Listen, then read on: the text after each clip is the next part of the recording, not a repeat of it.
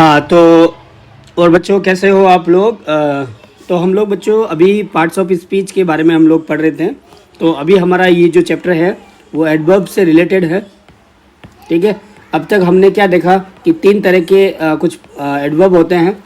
एक होता है हमारा सिंपल एडवर्ब, ठीक है, दूसरा होता है रिलेटिव और तीसरा होता है इंटरोगेटिव। और फिर हमने यहाँ पे इसके 7 जो टाइप्स है वो हमने बात किया था बच्चों। अब हम लोग बात करने वाले हैं इस लेक्चर में हमारा इंटरोगेटिव एंड रिलेटिव एडवर्ब के बारे में। ठीक है बच्चों, तो अब लोग आप पूरी ध्यान से इसको देखोगे। सबसे सेकंड नंबर जो है ना पहले आएगा यहाँ पे रिलेटिव एडवर्ब के बारे में। रिलेटिव एडवर्ब क्या होते हैं? तो ये वह शब्द होते हैं जो अपने पहले यूज होने वाले नाउन या प्रोनाउन की ओर संकेत करते हुए टाइम, प्लेस और रीजन और मैनर्स को बताते हैं। तो यहाँ पे मैं क्या क्या बोल सकता हूँ आपको, ये ऐसे वर्ड्स हैं जिनके पहले नाउन या फिर प्रोनाउन होते हैं, इनकी ओर क्या करते हैं, वो इंडिकेट करते हैं,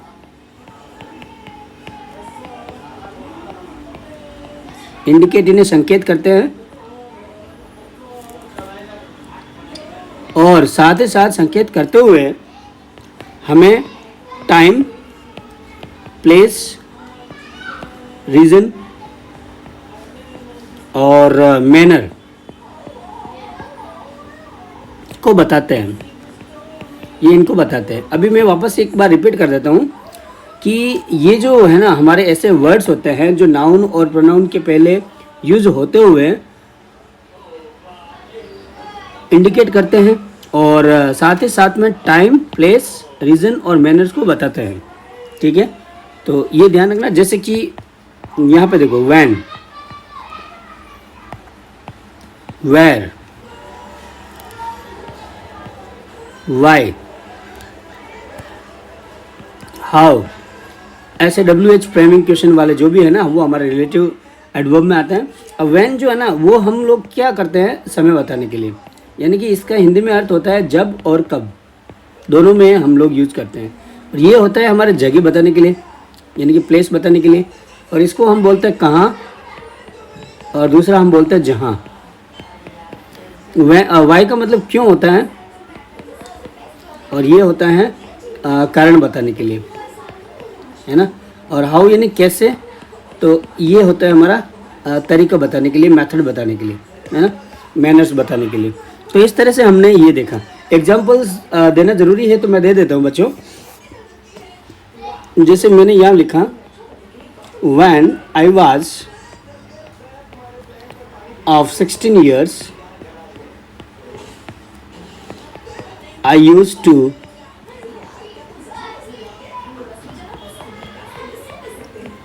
exercise logical reasoning based questions। बड़ा दे दिया मैंने, तो कोई बात नहीं। यहाँ पे एग्जांपल्स दिया मैंने। यहाँ पे जब मैं 16 इयर्स का था तो मैं लॉजिकल रीजनिंग से संबंधित जो क्वेश्चंस हैं वो मैं एक्सरसाइज करता था, किया करता था, है ना। तो यहाँ पे हमने क्या लगाया, जब लगाया, कब नहीं लगाया। और दूसरा इसी को हम लोग बोल सकते हैं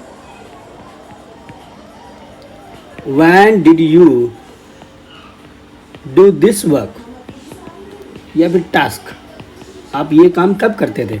यहाँ पे क्या हो जाएगा, कब, है ना।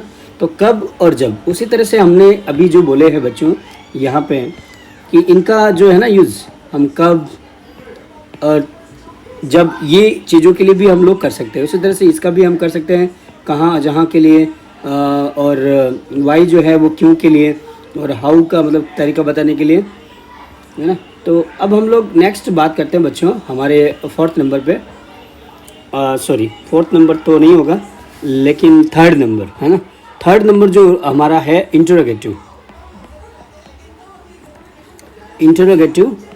एडवर्ब के बारे में। इंटरोगेटिव एडवर्ब के बारे में अगर बात करें तो ये क्या होते हैं ये प्रश्नवाचक या फिर प्रश्न सूचक शब्द होते हैं। WH framing question.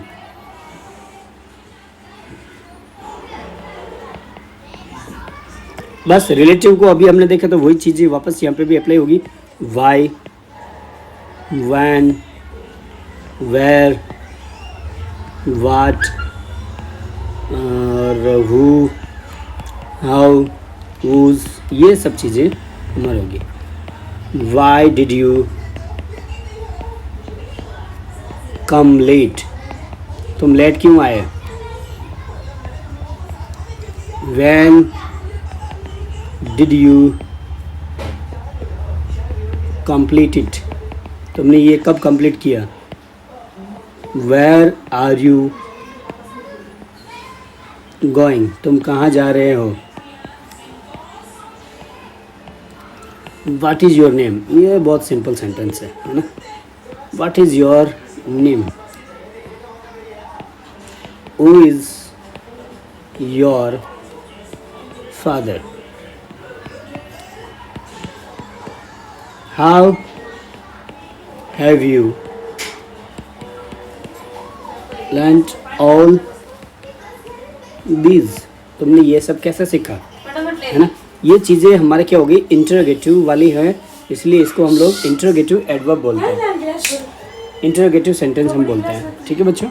अब हम लोग बच्चों डिग्री के बारे में बात करते हैं, और मैंने आप लोगों को डिग्री के बारे में पहले से ही बता दिया है, तो मैं इसमें ज़्यादा नहीं बोलूँगा आप लोगों को कि डिग्री जो है ना 3 टाइप की होती है। एक तो होती है हमारी पॉजिटिव डिग्री, दूसरी होती है कंपैरेटिव डिग्री, और तीसरी जो होती है हमारी वो होती है हमारी सुपरलेटिव डिग्री, है ना। तो ये हमने पहले से बात करके रखा है, ये भी एडवर्ब में भी आएगा, तो इस वजह से मैं यहाँ पे बात नहीं कर रहा हूँ। यहाँ पे देखो, जैसे एग्जांपल कुछ दे देता हूँ मैं। हार्ड, कंपैरेटिव में आ जाएगा हार्डर, और यहाँ पे आ जाएगा हार्डेस्ट। ER जुड़ के और EST जुड़ के ऐसे कुछ वर्ड होते हैं। दूसरा मैंने बोला था यहाँ पे ब्यूटीफुल,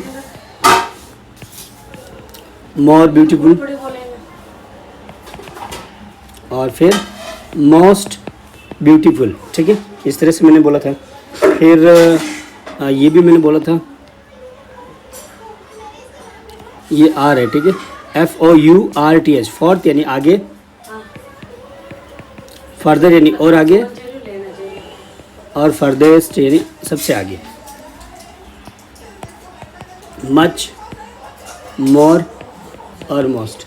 तो बच्चों इनके बारे में हमने पहले से बात किया है, तो इसलिए मैं यहाँ पे ज़्यादा बात नहीं कर रहा हूँ। अब जो इम्पोर्टेंट जो है मैं वो बात कर लेता हूँ। अब बच्चों ये तो हमने अभी तक देखा टाइप्स ऑफ एडवर्ब के बारे में, और एडवर्ब क्या होती है वो हमने देखा। साथ ही साथ में थोड़ा सा जनरल नॉलेज हमने क्या लिया था, अभी जनरल नॉलेज लिया था हमने डिग्री के बारे में, है ना। तो कंपेरिजन डिग्री के बारे में हमने देखा। अब जो इम्पोर्टेंट है ना लेक्चर बच्चों, वो ये है पोजीशन ऑफ एडवर्ब। ये चीज़ आपको लर्न करना बहुत ही ज़रूरी है बच्चों, अदरवाइज एडवर्ब आपको समझ से परे हो जाएगा। तो हमेशा इसके कुछ स्पेशल रूल्स हैं, वो हम लोग ध्यान रखेंगे। तो कुछ खास रूल्स मैं बता देता हूँ आप लोगों को, तो वो आपको अच्छे से लर्न करने हैं बच्चों, अदरवाइज आपको बहुत ज़्यादा प्रॉब्लम होने वाली है। फिर हम बाद में यूजेस जो है इन एडवर्ब का कहाँ कैसे कैसे करते हैं वो मैं बताऊँगा।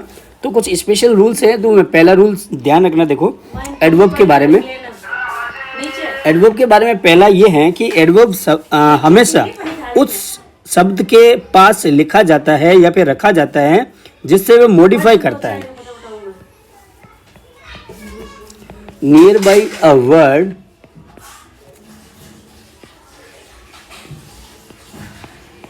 टू whom it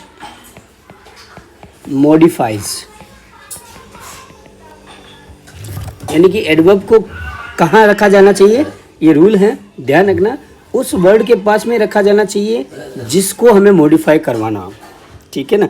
उनका प्लेस जो है, उनका पोजीशन है, वो बदलना नहीं चाहिए। अगर बदल दिया आपने तो अर्थ का अनर्थ हो जाएगा, है ना। यदि एडवर्ब को पोजीशन को बदल दिया तो वाक्य का अर्थ ही बदल जाएगा बच्चों, बिल्कुल ही। जैसे मैं एग्जांपल्स में बता देता हूँ, जैसे only, she, so, my dress. अगर आप ऐसा लिख रहे हो तो वो क्या हो जाएगा बच्चों, रॉन्ग हो जाएगा। तो हमें कैसे लिखना चाहिए, इसको इस तरह से लिखना चाहिए, सी ओनली सो माई ड्रेस। ये राइट हो जाएगा। ये वर्ड इससे रिलेट है और ये हम लोग इसको रिलेट कर रहे हैं, तो पास पास में लिख रहे हैं। यहाँ इसको आपने सब्जेक्ट बनाया ना तो रॉन्ग हो जाएगा बच्चों, ये ध्यान रखना। क्योंकि अगर मैं बताऊँ ना बच्चों, तो यहाँ पे इसको मैं अलग अलग तरीके से बता सकता हूँ। देखो यहाँ पे अगर मैं ऐसा लिख रहा हूँ, ओनली सी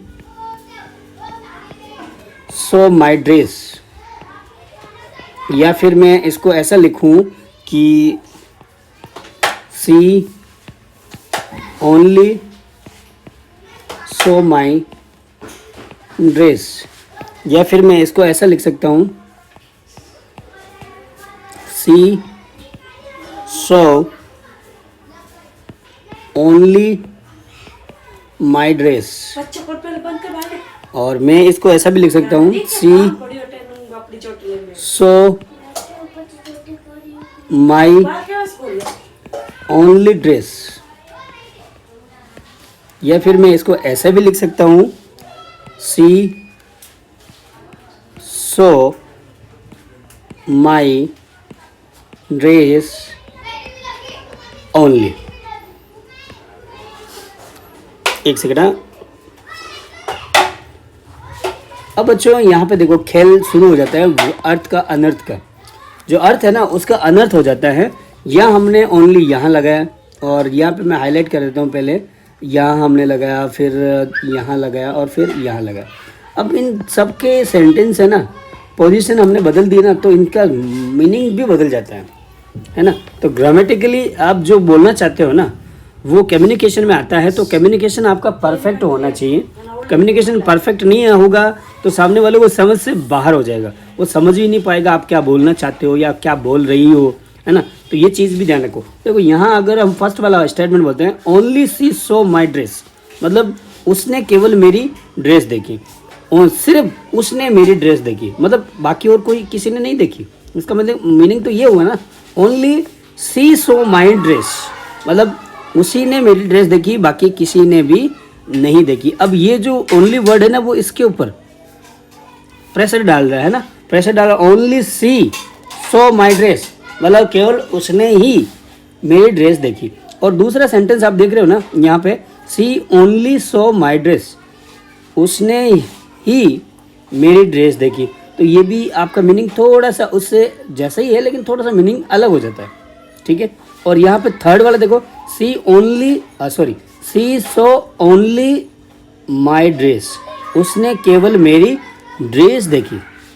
अब हम पहले तो बात कर रहे थे कि उसने ही, फिर यहाँ पे भी हमने थोड़ा घुमा के बोला कि उसने ही, फिर यहाँ हम बोल रहे अब किसको, ये ओनली वर्ड किसको रिप्रेजेंट कर रहा है, सी सो ओनली माई ड्रेस, इसको रिप्रेजेंट कर रहा है। यहाँ जो फर्स्ट वाले में आप देख रहे थे ओनली और सी का कनेक्शन था, क्योंकि हमने इसके पास पास रखा था। अब हम लोग इनके पास रखते हैं, यहाँ पे प्रोनाउन है तो उस वजह से ड्रेस थोड़ा यहाँ ऑब्जेक्ट हो जाएगा ना, तो ऑब्जेक्ट के ऊपर बहुत ज़्यादा प्रेशर पड़ रहा है। सी तो उसने देखा ओनली माई ड्रेस, मेरी ड्रेस ही देखी और कुछ नहीं देखा, है ना। तो ये चीज़ भी आपका मीनिंग अलग लेके जा रहा है ना। तो इस वजह से इसका मीनिंग भी अलग हो जाएगा। सी सो माई ओनली ड्रेस, उसने देखा मेरी बस ड्रेस और कुछ नहीं। यहाँ पे ये ओनली जो वर्ड है उस ड्रेस के ऊपर बहुत ही ज़्यादा प्रेशर डाल रही है। उसी तरह से सी सो माई ड्रेस ओनली, यहाँ हम डाल रहे हैं तो और कुछ नहीं, बस ड्रेस। तो यानी कि यहाँ पे अगर हम लोग बच्चों अलग अलग अगर सेंटेंस में ये वर्ड की पोजीशन अलग अलग कर देते हैं, तो यहाँ पे ओनली जो है ना ये एडवर्ब है। अगर हमने इनको पोजीशन ऑफ एडवर्ब, जो मैंने ये लेक्चर इसका अभी शुरू किया ना, तो ये जो हमारा टॉपिक है वो आपको यही बताना चाह रहा है कि अर्थ का जो अनर्थ है या फिर वाक्य का जो मीनिंग है, वाक्य मतलब सेंटेंस, तो सेंटेंस का जो मीनिंग है वो पूरी तरह से बदल जाता है अगर हम लोग उनकी पोजीशन को बदल देते हैं। तो आपको पोजीशन बराबर रखना है, ठीक है। तो ये जो है ना वो मेरा एडवर्ब का रूल पहला यही है कि आपको ये एडवर्ब उस जगह पे या फिर उस वर्ड के नियर बाय रखना है, यानी कि पास में रखना है जिसको मॉडिफाई करवाना है। वरना क्या होगा, आप देख रहे हो ये सारे एग्जाम्पल्स ऐसे कुछ आपके साथ में प्रॉब्लम हो सकती है, ठीक है। नेक्स्ट जो रूल है, ऐसे ही बेहतरीन रूल है, वो मैं बात कर रहा हूँ कि जो भी हमारा सेंटेंस है ना उसके बिगिनिंग में, सेंटेंस के नंबर 2 पे मैं बता देता हूँ पोजीशन, एक मिनट मैं लिख देता हूँ यहाँ पे, पोजीशन ऑफ एडवर्ब का जो रूल नंबर 2 है वो मैं बता देता हूँ आप लोगों को। देखो यहाँ पे जो 2 नंबर है ना वो हमको बोलता है eight the beginning, eight the beginning किसके बिगिनिंग, सेंटेंस के, eight the beginning of the sentence. अब यहाँ पे कुछ रूल नंबर ABC डाल देता हूँ मैं यहाँ पे आपके। देखो इंटरोगेटिव एडवर्ब का प्रयोग सदैव सेंटेंस के आरंभ में होता है।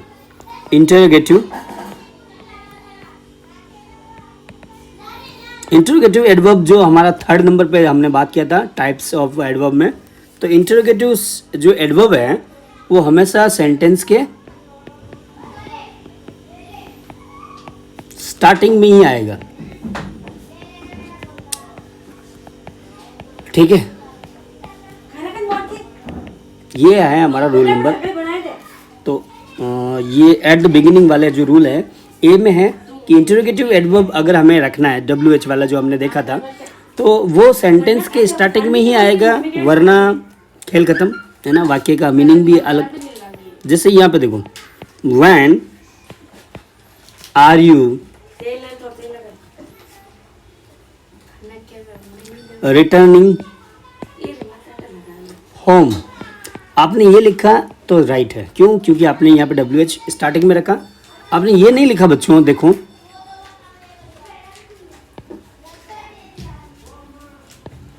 इसको यहाँ दे देता हूँ मैं, यू आर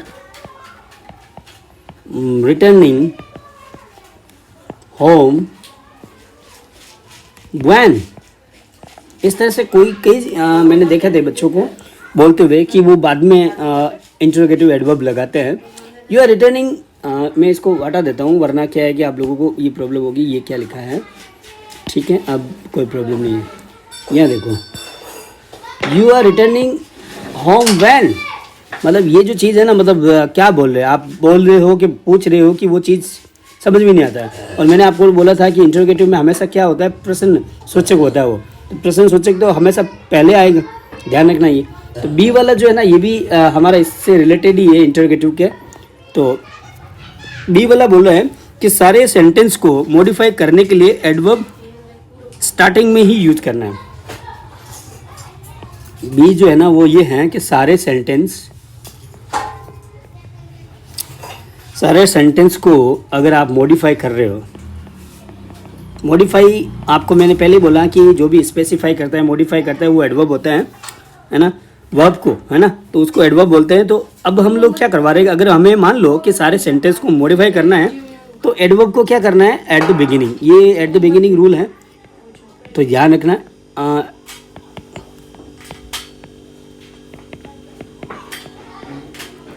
बिगिनिंग में लिखेंगे, ठीक है, ये ध्यान रखना बिगिनिंग में। अब एग्जाम्पल जैसे देख सकते हो, श्योरली ये है हमारा एक adverb, I will take care of you, ये सेंटेंस है तो हमारा राइट है, ठीक है। क्यों, क्योंकि हमने इसे स्टार्टिंग लिखा और सारा सेंटेंस इससे मॉडिफाई हो रहा है। देखो, surely I will take care of you, अगर मैं ऐसा बोलूँ I will take care of you surely, तो वो चीज़ भी हमारा बोलने के लिए सही है, लेकिन ग्रामेटिकली वो क्या होगा, रॉन्ग हो जाएगा, जिससे आपके मार्क्स पे इफेक्ट पड़ सकता है, ठीक है। नंबर सी, इसी का रूल्स में और दे देता हूँ। जैसे कि हमें मान लो कभी कभी सेंटेंस में एम्फेसाइज करना होता है, तो एम्फेसाइज के लिए यहाँ पे जेड की जगह कोई बच्चे एस भी लगाते हैं, कोई बात है, एम्फेसाइज करना, प्रेशर डालना, एम्फेसाइज के लिए भी एडवर्ब स्टार्टिंग में आएगा, है ना। तो एट द बिगिनिंग ये रूल है इसका सेकंड।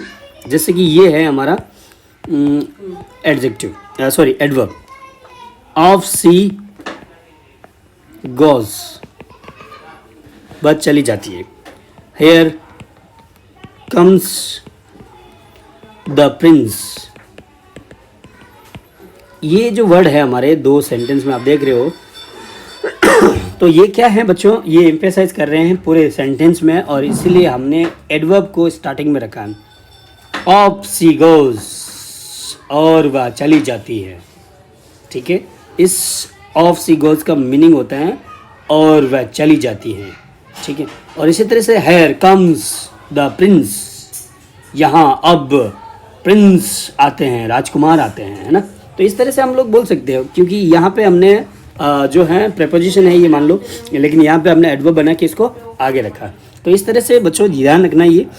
तो अभी हमने 1, 2 और 2 की ये जो ABC रूल हैं वो देखा। तो थर्ड रूल भी बात कर लेते हैं बच्चों, पोजीशन ऑफ एडवर्ब का। पोजीशन ऑफ एडवर्ब का जो थर्ड रूल है, दो सेंटेंस के मिडिल में,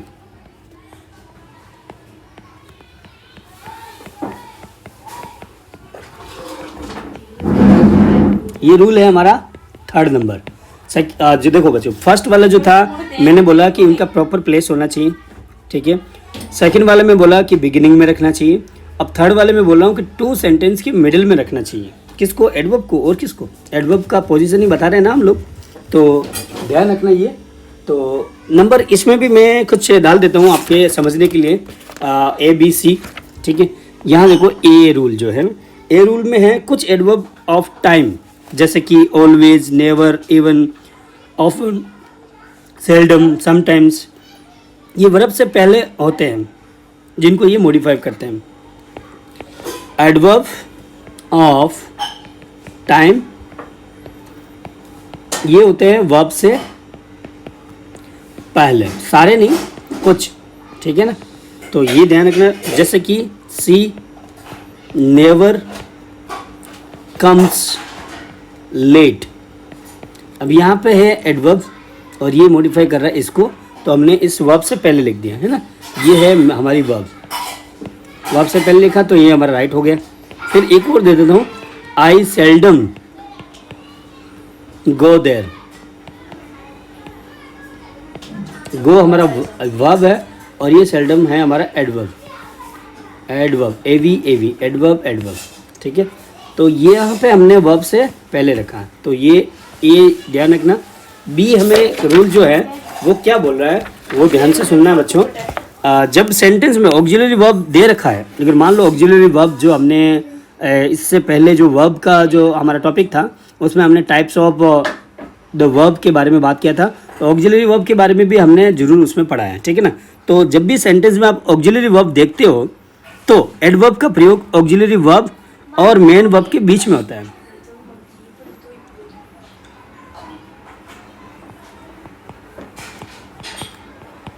ऑक्सिलरी वर्ब अगर सेंटेंस में देखते हो तो प्लस हम कर देंगे यहाँ पे एडवर्ब, प्लस यहाँ हम डाल देंगे मेन वर्ब। ये रूल इसका ध्यान रखना।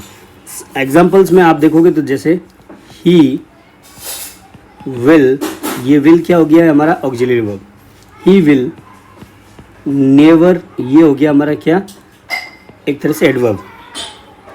और कम ये हो गया हमारा main verb.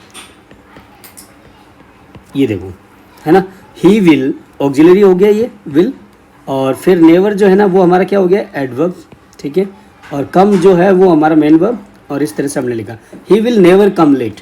He will come never late, ऐसा नहीं बोलोगे आप लोग, इसका सेंटेंस ध्यान रखना। एक और एग्जांपल दे देता हूँ, जैसे आई हैव, ये हमारी हेल्पिंग वर्ब होगी, ऑक्सिलरी वर्ब होगी। ऑक्सिलरी वर्ब और हेल्पिंग वर्ब एक ही होती है, मैंने आपको पहले ही बोला था। ठीक है, आई हैव और फिर हम लोग लगाएंगे एडवर्ब यहाँ पे, तो सेल्डम, गॉन क्योंकि यहाँ पे हैव और हैज के साथ में V3 लगता है, देयर, यहाँ देखो और यहाँ देखो, ये हमारी क्या हो गई वापस एडवर्ब। तो इस तरह से बच्चों ध्यान रखना, ऑक्सिलरी वर्ब अगर दे रखा है तो मेन वर्ब और ऑक्सिलरी वर्ब के बीच में हमेशा क्या डालोगे आप adverb. otherwise your sentence will be wrong. So always write correct sentence. सी जो रूल है ना वो वैसा ही है. और यहाँ देखो वर्ब टू बी का यूज मेन वर्ब की तरह अगर हो सेंटेंस में या फिर हेल्पिंग वर्ब की तरह हो तो एडवर्ब का यूज जो है वर्ब के बाद में होता है. जैसे बी हमने बोला था बी वर्ब. अब बी वर्ब में हमने क्या क्या बोला था, इज, एम आर वगैरह, वाज, वर, ये सब. ये जो है ना क्या है इसके बारे में मैं वापस रिपीट नहीं करना चाहता क्योंकि बच्चों वर्ब वाले चैप्टर में हमने इसके बारे में बात किया था, है ना. तो अगर मान लो आप बी वर्ब देखते हो, ठीक है, और या फिर हेल्पिंग वर्ब की तरह अगर यूज़ हो रही है वो या फिर मेन वर्ब की तरह यूज़ हो रही है. बी वर्ब जो है या तो हेल्पिंग वर्ब यानी कि ऑक्सिलरी वर्ब या फिर मान लो मेन वर्ब की तरह यूज़ हो रही है, एम वी मेन वर्ब की तरह यूज़ हो रही है, तो क्या होगा हमेशा हेल्पिंग वर्ब या फिर मेन वर्ब,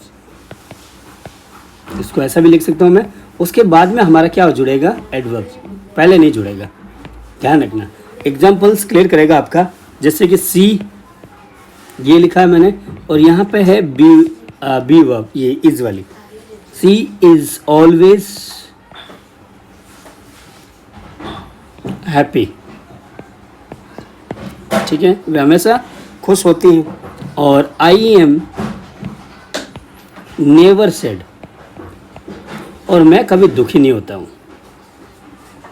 नहीं, इसको सैड लिखना था मुझे, I am sad. Okay, I am never sad. यहाँ पे आप दोनों देखोगे तो यहाँ पे आपको दिखेगा एडवर्ब, ये भी है हमारा एडवर्ब. और ये जो चीज़ देखोगे तो आप क्या देखोगे, ये है हमारी बी वर्ब यानी कि हेल्पिंग वर्ब है. ठीक है. She is always praised for his sweet voice, sweet voice. तो बच्चों यहाँ तक हम लोगों ने क्या देखा, यहाँ तक हम लोगों ने बहुत सारे बेहतरीन पोजीशन ऑफ एडवर्ब के बारे में देखा. ठीक है, कहाँ कहाँ पे हमें इनकी पोजीशन रखनी चाहिए इसके बारे में हमने देखा था. अब हम लोग इस वीडियो की लेंथ ज़्यादा ना हो जाए इसके लिए हम लोग इस वीडियो को यहीं पे स्टॉप कर देते हैं और नेक्स्ट इसी का पार्ट बना के हम आपके सामने प्रेजेंट कर देंगे. ठीक है, आप लोग वो अच्छे से देख लोगे या फिर इसका अगला जो पार्ट है वो देख लेना ताकि वो भी हमारा एडवर्ब से रिलेटेड ही होगा क्योंकि ये हम लोग पार्ट्स ऑफ स्पीच का जो सीरीज़ है वो स्टार्ट हम लोग कर चुके हैं. तो उसमें हमारा जो नेक्स्ट वीडियो होगा इससे उसमें आप देखोगे यूजेज ऑफ सम एडवर्ब. अब बहुत सारी जो एडवर्ब है उनका यूज़ कहाँ कहाँ कैसे कैसे वो करना चाहिए उसके बारे में हम लोग बात करेंगे. तब तक बच्चों आप लोगों ने वीडियो जो देखा है, thanks a lot for watching this video and always keep learning. हमेशा पढ़ते रहो, बढ़ते रहो. Thank you, bye bye, take care.